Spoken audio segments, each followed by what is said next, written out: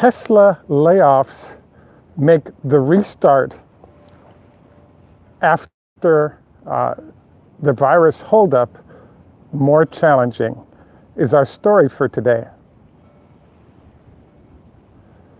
This is Greg for Teslafaninsight. Welcome to Redondo Beach, California. This is our second day of shooting here, and we're obviously near the breakwater. We want to thank you for joining us once again. If this is your first time, welcome. If you're a repeat visitor, welcome back. So we're in an interesting sort of zone right now. So we want to thank our Patreon supporters as well as our subscribers. Your support is greatly appreciated and truly makes a difference in our viability, and it is greatly appreciated. We may end up changing orientations here because as the sun comes out, we get a little better support going this way. So today's talk kind of focuses on the fact that we're kind of in a tough situation for Tesla right now. We're on the verge of Tesla being added to the S&P, and based on the numbers that they just did on sales that came out on Thursday, we think that the company is in sort of a really good position, if you will, to actually get into the S&P at this point. The challenge right now, though, is that, it's kind of hard to do that if you're not producing anything. So there's several points we wanted to cover today. The first is that one of our viewers asked the question, does battery day significantly influence what's going on? And the answer is yes, battery day could influence it. The challenge, though, is if you're doing battery day and you may reveal something good, whatever, if you're not producing anything, it's very hard for battery day to make a big difference. So, so basically, it was announced that all of the contractors at both in Silicon Valley at the Fremont factory, as well as the contractors at the Reno Gigafactory have been laid off. Now, it's easy to assume when you say contractors, that means these folks are really not that valuable and just get rid of them. What has been happening in Silicon Valley over the last several years is there's a procedure that most companies go through. First, they have temp agencies hire certain people. Those folks come in as contractors, don't have benefits, etc. You then go through a process where those folks may work for a year, possibly 2 or 3, demonstrate their value to the company, and then they're transitioned from the contractor ranks into the full-time ranks as full-time employees. So in this case for Tesla, it was stated that there are hundreds of people being fired across multiple temp agencies, but the reality is the real number is not known. They're just speculating on how many people it is. I think that if you add them all up, it's at least 1,000 people, but it could be 2 or 3. We don't know. The next issue that pops up is, well, does it matter? I mean, there's a lot of people there.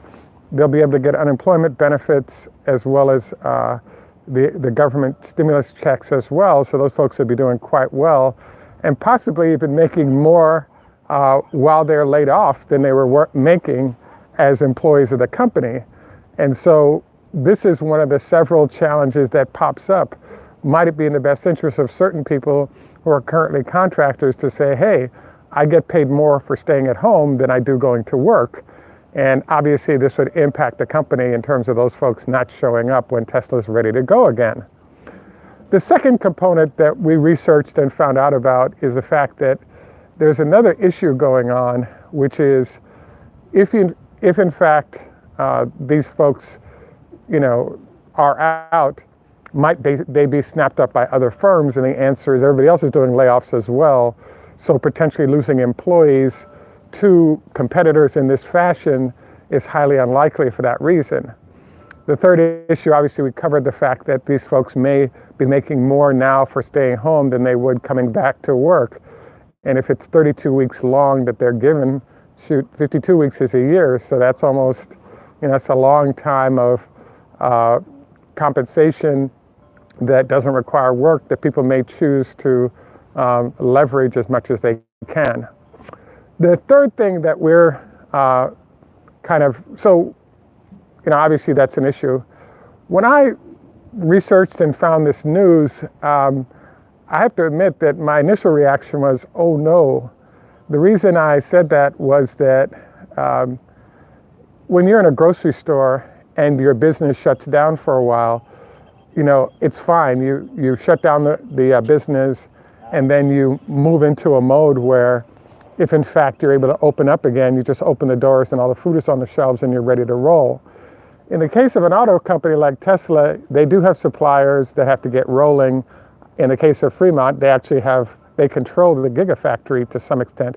Panasonic is the partner there.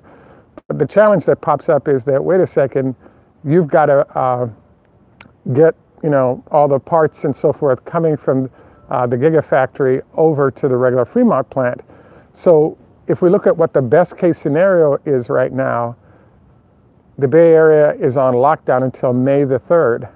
So in theory, ideally they could just turn the lights on and immediately start producing.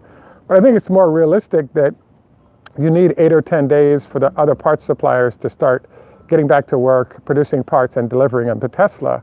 So in theory, we're going to lose half the production for Q2 or quarter 2, by the 15th of May. And those earnings for that quarter are going to be expected to roll out by July 1st. So we're now in an interesting, challenging position, which is Tesla needs to meet a certain number, i.e. profitability, to get to the S&P. Hard to do that if you have all those facilities idle for half the quarter and then they start producing. So this is why my comment as soon as I heard about the layoffs was, oh no, because without those folks still fully aboard, Tesla really can't afford to keep carrying them on one hand. On the other hand, you have all these folks that represent the only viable way the company can get back to and into production. So we're in a challenging position where hopefully most, if not all, the folks choose to come back versus stay on unemployment. Then everything can start up. The other challenge is that if you're losing, wouldn't be a shock if 10 to 20% of the people decided to just ride their unemployment benefits extensively and just work elsewhere in the future.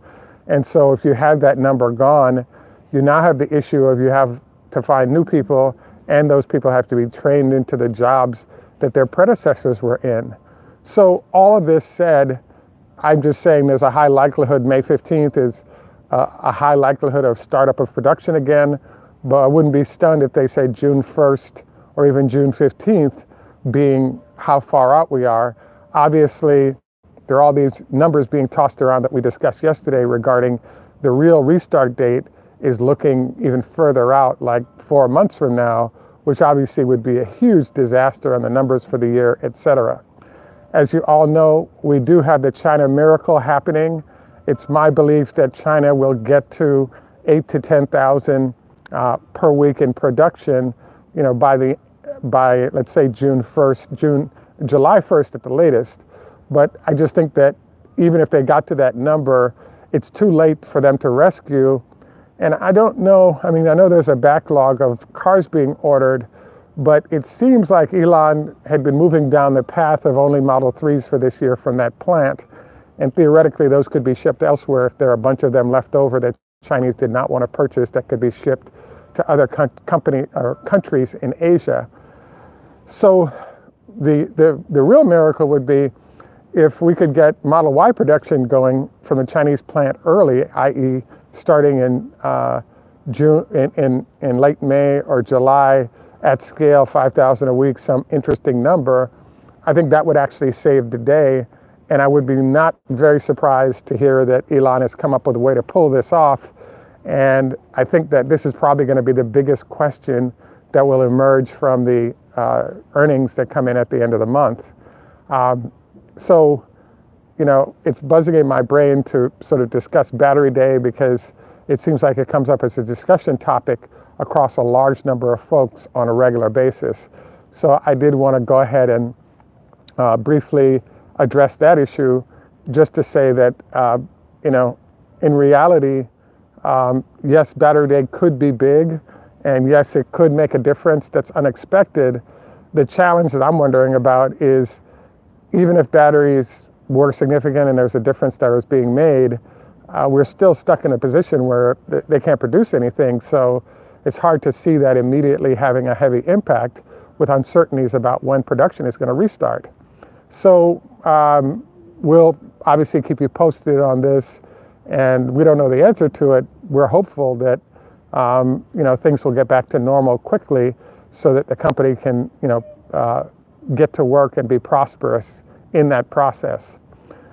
So the next thing that we wanted to cover with this whole space is the fact that, does Tesla have the cash currently to kind of weather the storm?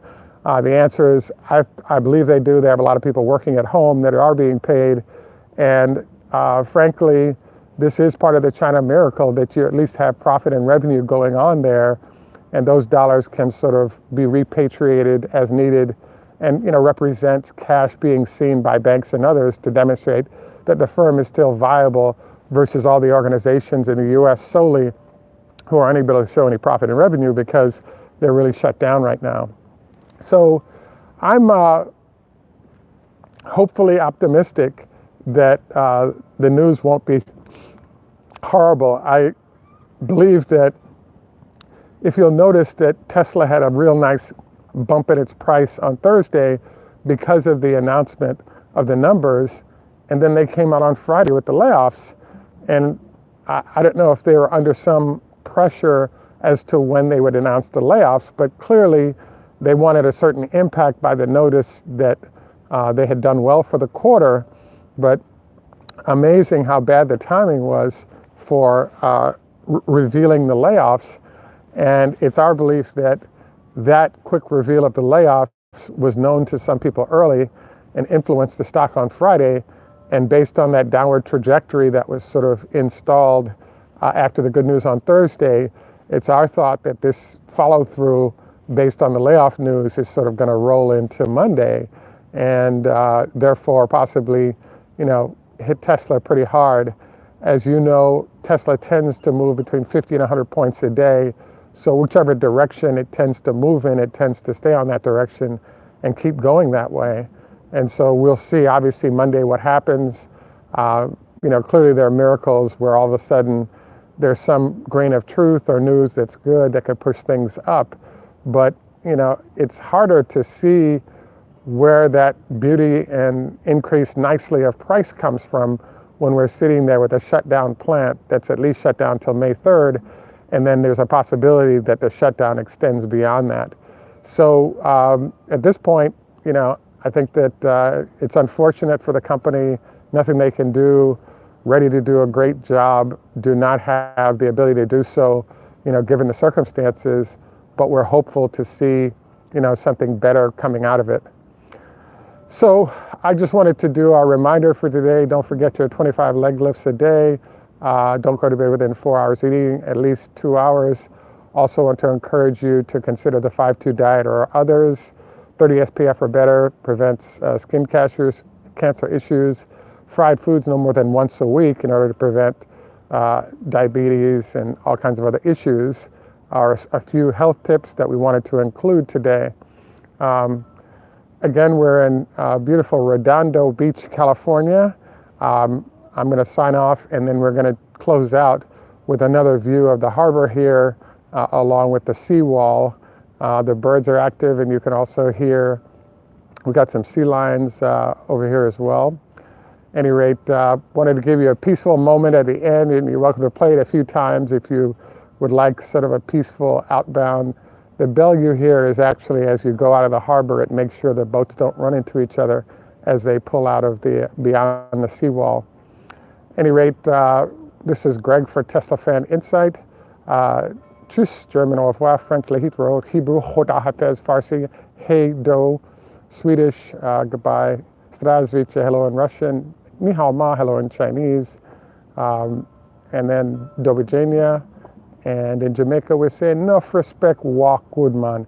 Thanks for joining us, and have a great day, and bye for now.